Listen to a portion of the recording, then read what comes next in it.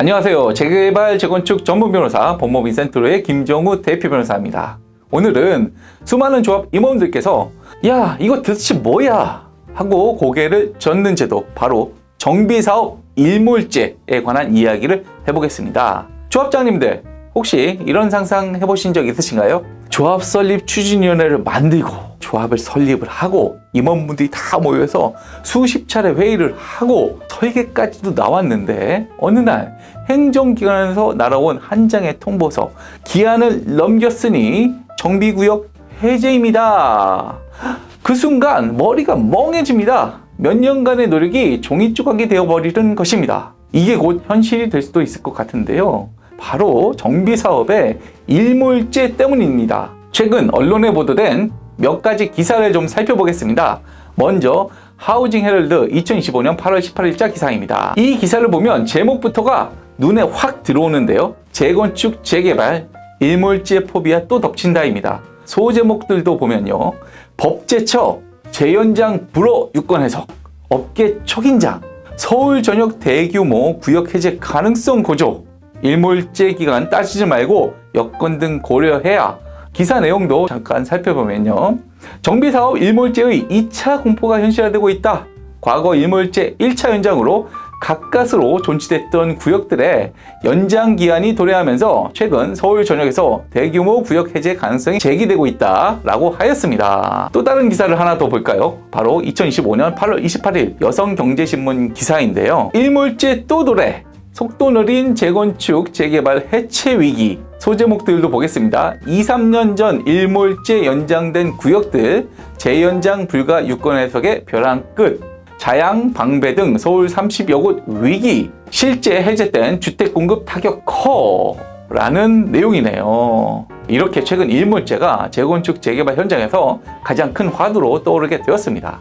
그럼 도대체 일몰제가 무엇인지 하나씩 살펴보도록 하겠습니다. 일몰제는 도시정비법 제20조에 자세하게 규정이 되어 있는데요. 도시정비법 제20조 제1항에 정비구역 해제할 수 있는 사유가 규정이 되어 있습니다. 첫 번째, 정비 예정구역인데요. 기본계획상 정비구역 지정 예정일로부터 3년 내에 정비구역이 지정이 이루어지지 않거나 또는 신청하지 않는 경우가 규정되어 있습니다. 두 번째로, 재개발, 재건축 사업 조합 방식과 관련된 내용인데요. 첫 번째, 정비구역 지정 후 2년 내외 추진위원회 승인 신청이 없는 경우. 두 번째, 정비구역 지정 후 3년 내에 조합 설립 인가 신청이 없는 경우. 이 사안은 추진위를 구성하지 않는 경우로 한정해서 적용을 하고 있습니다. 세 번째, 추진위원회 승인 후에 2년 내에 조합 설립 인가 신청이 없는 경우.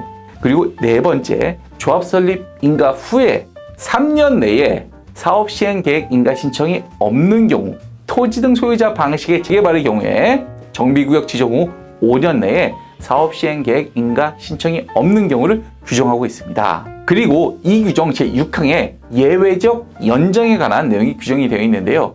최대 2년의 범위에서 연장이 가능합니다.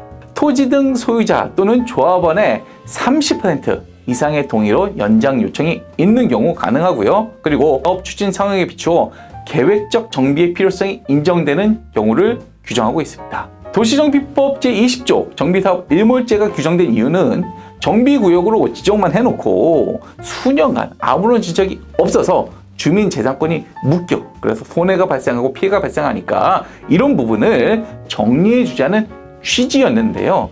그 취지만 놓고 보면 합리적이긴 합니다. 그런데 문제는 이 칼날이 엉뚱한 곳을 향하고 있다는 점입니다. 정비사업 현장의 상황을 전혀 반영하지 않은 채 오로지 그 기한 2년이냐 3년이냐 5년이냐 이 기한만 놓고 적용을 하고 있다는 것이 문제입니다. 여기에 더 큰 문제는 우리 정부 부처들의 태도입니다.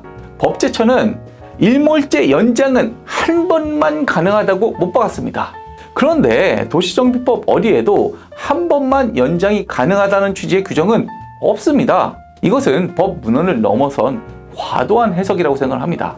국토교통부도 마찬가지입니다. 과거에는 재연장도 가능하다고 해석을 한 바 있는데요. 지금은 법제처가 한 번만 연장이 가능하다고 하니까 그냥 그대로 따라서 이제는 국토교통부가 우리 책임 아니다라는 식으로 법제처 뒤에 숨어 있습니다. 결국 피해는 누구의 몫입니까? 바로 조합원과 주민들입니다. 최근 문제가 되고 있는 대표적인 구역의 하나가 바로 자양 7구역 조합인데요. 자양 7구역의 경우 광진구청에서 바로 인근구역과 통합 제의를 했고요. 조합에서도 이를 받아들여서 정비계획 및 정비구역 변경 절차를 진행해야 하는데 상당한 시간이 소요될 예정입니다. 그럼에도 불구하고 단지 도시정비법 제20조에 따른 기한이 도래했다는 이유만으로 자양 7구역을 해제해야 한다면 이게 과연 상식에 부합하는 것일까요? 저는 절대로 아니라고 생각합니다. 도시정비법상 일몰제는 앞서 제가 말씀드린 바와 같이 사업성 저하 등으로 오랜 기간 정비사업이 지연되거나 또는 중단돼서 사실상 사업 진행이 불가능한 구역을 해소하기 위한 취지로 도입된 것인데요. 자양 7구역은 주민들의 의사에 따라서 적극적으로 재건축 사업을 추진하고 있고 더군다나 광진구청의 통합 제안을 수용해서 사업을 진행하고 있는 상황이기 때문에 일몰제 규정을 형식적으로만 적용해서는 안 된다고 생각을 합니다. 조금 거칠게 표현해서 일몰제는 사업 추진 의지가 아니라 달력 한 장, 그 달력, 기간, 그것으로 사업의 종패를 결정하는 형국으로 적용되고 있는 상황인데요. 그야말로 행정 편의주의의 결정판이라고 부르고 싶네요.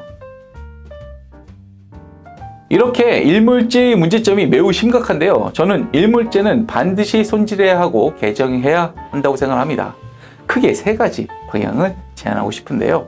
첫 번째로 연장 횟수 제한을 없애야 합니다. 사업이 실제로 굴러가고 있다면 몇 번이든 연장할 수 있어야 합니다. 그리고 두 번째로 주민 의사를 존중해야 합니다. 일정 비율 이상의 조합원이 구역 존치를 원한다면 단순히 시간이 지났다는 이유만으로 해제해서는 안 됩니다. 세 번째로 정비구역 지정권자 등 행정청에 합리적인 재량을 부여해야 합니다. 사업 진척도, 공공성, 주민 의견 이런 부분들을 종합적으로 고려해서 판단할 수 있어야 합니다. 이것이야말로 행정이 주민을 위한 길이라고 확신합니다. 최근 많은 조합들로부터 일몰제를 피할 수 있는 방법에 대해서 문의를 받고 있는데요. 하나만 예를 들어서 설명을 드리자면 조합 설립 인가일로부터 3년 이내에 사업 시행 인가를 신청하지 못해서 1회 2년 연장을 한 구역들이 가장 큰 문제가 되고 있고요. 심지어 건축 심의를 받지 못한 현장들도 있습니다. 제 개인적으로는 건축 심의를 받지 못했다 하더라도 일단 사업 시행 인가 신청을 넣는 방법으로 일몰제를 피해갈 수 있다고 생각합니다. 건축 심의를 받지 못했는데 사업 시행 계획 인가 신청이 가능하냐고 반문하시는 분들도 계시겠지만 도시정비법에 사업 시행 계획 인가 신청 전에 반드시 건축 심의를 완료해야 한다는 명시적은 없습니다. 일몰제 기한 도래 전에 사업 시행 계획 인가 신청서를 접수한다면 적어도 일몰제 규정은 피해갈 수 있다고 봅니다. 실제로 최근 서울의 한 재건축 구역에서 이 부분이 문제가 돼서 저희가 컨설팅을 해드렸고 일몰제를 피해갈 수 있게 된 사례가 있습니다. 궁금하신 분들은 저희 법무법인 센터로에 문의를 해주시면 자세하게 컨설팅을 해드리도록 하겠습니다. 일몰제가 더 이상 행정 편의주의적으로가 아니라 현장의 상황과 주민의 의지를 적극적으로 반영하여 탄력적으로 적용될 수 있도록 현행 도시정비법을 개정해야 합니다. 지금까지 법무법인 센터로의 김정우 대표 변호사였습니다. 감사합니다.